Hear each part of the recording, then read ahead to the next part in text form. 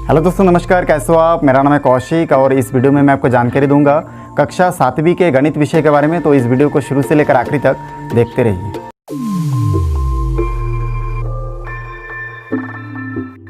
दोस्तों, इस वीडियो में मैं आपको जानकारी देने वाला हूँ कक्षा 7वीं के अध्याय 15 क्षेत्रफल के बारे में। यहाँ पे देखिए प्रश्नावली 15.1 में पहला प्रश्न दिया है, प्रत्येक आयत का क्षेत्रफल ज्ञात कीजिए जिसका लंबाई व चौड़ाई निम्नानुसार है।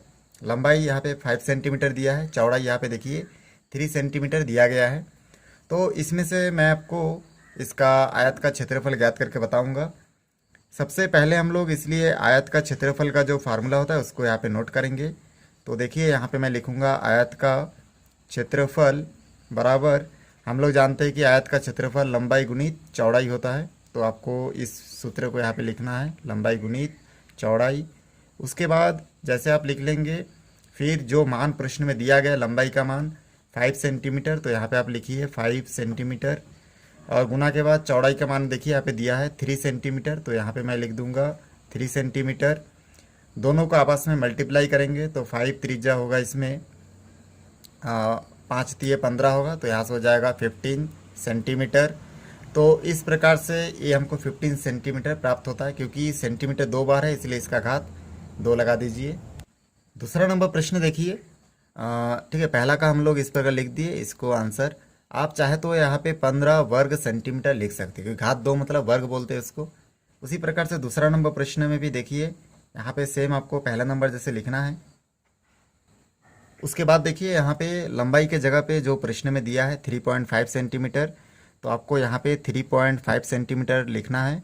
फिर मल्टीप्लाई के बाद चौड़ाई का जो वैल्यू है देखिए 2 सेंटीमीटर दिया है, तो यहाँ पे 2 सेंटीमीटर नोट कर लीजिए। अब इन दोनों के बीच में गुना का निशान है इसलिए गुना करना है। तो 3.5 सेंटीमीटर को अगर 2 से मैं गुना करूँगा तो हमको यहाँ पे मिल जाएगा 7.0 सेंटीमीटर, और इसके घात हम लोग 2 लगा सकते हैं, या फिर खाली 7 सेंटीमीटर भी आप लिख सकते हैं, घात 2 लगा दीजिए। या फिर आप सेंटीमीटर स्क्वायर के जगह पे आप लिख सकते हैं 7 वर्ग सेंटीमीटर। तो इस प्रकार बहुत आसानी से देखिए आपका जो प्रश्न है ये सॉल्व होता है। यहाँ पे देखिए प्रश्न नंबर दूसरा जो है, इसमें बताया गया है कि निम्नलिखित वर्गों जिनकी भुजा निम्नानुसार है का क्षेत्रफल ज्ञात कीजिए। पहला दिया है 5 सेंटीमीटर, मतलब ये जो वर्ग की जो भुजा है वो 5 सेंटीमीटर का है। तो हमको वर्गों की क्षेत्रफल ज्ञात करना है, तो चलिए ज्ञात करते हैं। तो यहाँ पे देखिए मैं भुजा गुणित भुजा यहाँ पे नोट कर दिया हूँ, क्योंकि वर्ग का क्षेत्रफल का जो सूत्र होता है वो होता है भुजा गुणित भुजा। अब इसमें जो प्रश्न है ये 5 सेंटीमीटर ये भुजा का मान है। अब दोनों जगह ही भुजा लिखा है इसलिए दोनों जगह पे रखना है। तो यहाँ पे पहली भुजा के जगह पे भी 5 सेंटीमीटर लिखेंगे, और गुना के बाद दूसरी भुजा जहाँ पे लिखा हुआ वहाँ पे भी आपको 5 सेंटीमीटर लिखना है।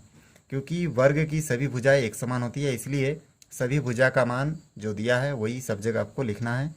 फिर इसको गुना करेंगे तो यहाँ पे हो जाएगा देखिए 5 और 5 को मल्टीप्लाई करेंगे तो हो जाएगा 25, और सेंटीमीटर 2 जगह है तो आप लिख सकते हैं वर्ग सेंटीमीटर। बहुत जगह पे बुक में ऐसा भी लिखा रहता है 25, और डायरेक्ट आप लिख सकते हैं सेंटीमीटर। यहाँ पे आप डायरेक्ट लिख सकते हैं सेंटीमीटर का घात 2।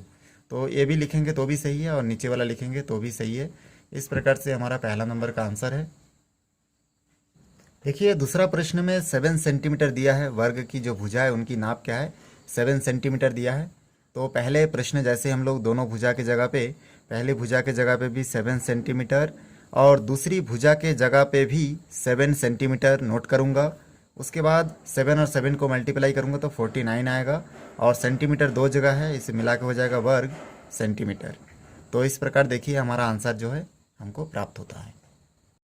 प्रश्न नंबर तीसरा है, इसमें लिखा हुआ है कि एक वर्ग का क्षेत्रफल 1 वर्ग मीटर है, तो इसी वर्ग का क्षेत्रफल वर्ग सेंटीमीटर में ज्ञात कीजिए। तो इसके लिए सबसे पहले हमको करना क्या है कि इसमें वर्ग का क्षेत्रफल जो दिया गया है, या फिर एक वर्ग, ठीक है, यहाँ पे मैं नोट कर देता हूँ, 1 वर्ग मीटर बराबर कितना होता है उसको पहले हम लोग जान लेते हैं। तो 1 वर्ग मीटर बराबर होता है आपका 100 मीटर, ठीक ना। 100 मीटर को हम लोग 1 वर्ग मीटर बोलते हैं। उसी प्रकार से अब हमको वर्ग का क्षेत्रफल ज्ञात करना है। यहाँ पे देखिए मैं वर्ग का क्षेत्रफल का सूत्र लिख चुका हूँ, क्योंकि यहाँ पे जो प्रश्न है इसमें दिया है 1 वर्ग मीटर दिया है, तो 1 वर्ग मीटर को हम लोग 100 मीटर में चेंज किए, इसलिए मैं इस पहली भुजा के जगह पे भी 100 मीटर लिखूंगा और दूसरी भुजा के जगह पे भी 100 मीटर लिखूंगा। तो इस प्रकार से मैं 100 × 100 लिख सकता हूँ। 100 और 100 को अगर आपस में मल्टीप्लाई करूँगा तो ये हो जाएगा आपका 10,000। आप गुना करके देख सकते हैं। तो इस प्रकार से ये जो सेंटीमीटर है ये वर्ग सेंटीमीटर में चेंज हो गया है। तो देखिए बहुत आसान है, इस प्रकार ये हमारा आंसर होगा।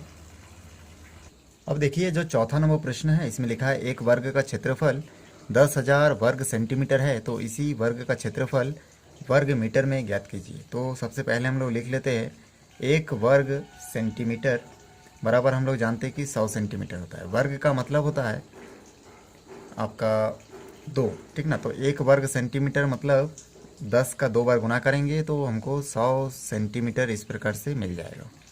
तो इस प्रकार देखिए वर्ग का 1 वर्ग सेंटीमीटर बराबर 100 सेंटीमीटर होता है। अब वर्ग का क्षेत्रफल हमको ज्ञात करना है, तो यहाँ पे मैं नोट कर दूंगा वर्ग का क्षेत्रफल।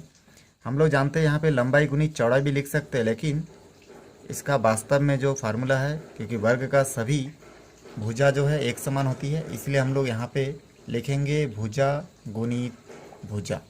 तो यहाँ पे मैं नोट कर देता हूँ भुजा गुणित भुजा। अब यहाँ पे देखिए ये जो 1 वर्ग सेंटीमीटर है इसको मैं चेंज कर दिया खाली सेंटीमीटर में, तो ये 100 सेंटीमीटर हो गया। तो पहली भुजा के जगह पे भी मैं 100 लिखूँगा और दूसरी भुजा के जगह पे भी मैं 100 लिखूँगा। अब क्योंकि ये 100 जो है ये आपका वर्ग सेंटीमीटर है, ठीक ना। तो इस प्रकार से हम लोग इसको जब वर्ग मीटर में चेंज करेंगे, ठीक है, पहले इसको गुना करेंगे तो यहाँ पे देखिए 100 और 100 को गुना करेंगे 10,000 आ जाएगा।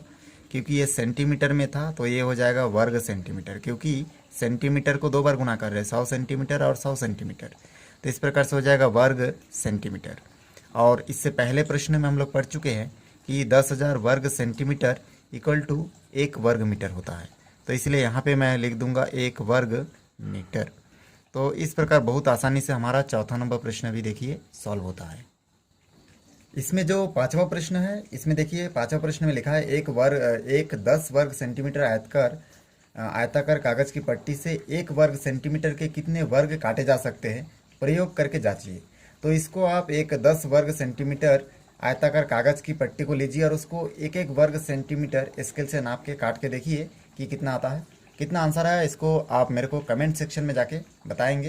तो फिर मिलते हैं एक नई वीडियो के साथ। दोस्तों वीडियो अच्छा लगे तो लाइक करें, शेयर करें, सब्सक्राइब करें और बेल आइकन को भी प्रेस करें ताकि जब भी मैं कोई नया वीडियो बनाऊं तो उसका नया अपडेट सबसे पहले आप तक पहुंचे। धन्यवाद।